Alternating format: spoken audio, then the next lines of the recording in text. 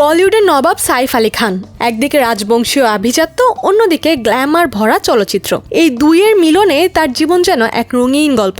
বর্তমান স্ত্রী কারিনা কাপুরের সঙ্গে সুখী দাম্পত্য জীবন কাটালেও অতীতের এক অধ্যায় তিনি এখনো ভুলতে পারেননি।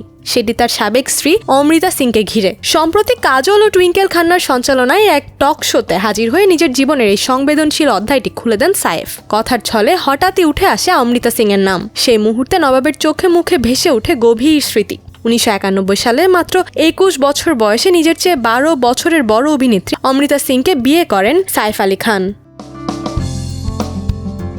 বলিউড তখন অবাক হয়েছিল সেই সিদ্ধান্তে। অমৃতার সঙ্গে তার সংসার ছিল ভালোবাসায় ভরা, কিন্তু সময়ের সঙ্গে সঙ্গে সেই সম্পর্কে ফাটল ধরে। একসময় তারা আলাদা হয়ে যান। তাদের দুই সন্তান সারা আলী খান ও ইব্রাহিম আলী খান এখন বলিউডের পরিচিত মুখ। কাজলের প্রশ্নে সাইফ বলেন, অমৃতা আমার জীবনে গুরুত্বপূর্ণ ভূমিকা রেখেছে। এই ইন্ডাস্ট্রিতে কিভাবে টিকে থাকতে হয়, কোন পথে হাঁটলে নিজের জায়গা তৈরি করা যায়, সেসব বুঝতে সাহায্য করেছিল।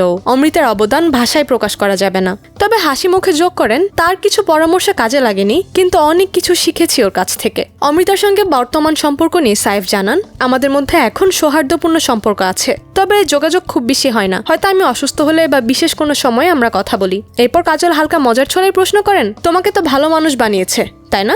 সাইফ একটু হেসে উত্তর দেন, ঠিক তাই, আমাদের সন্তানদেরও ভালোই মানুষ করেছে ও। সে কারণেই আজও অমৃতাকে মনে পড়ে। তার কণ্ঠে তখন ঝরে পড়ছিল কৃতজ্ঞতার সুর।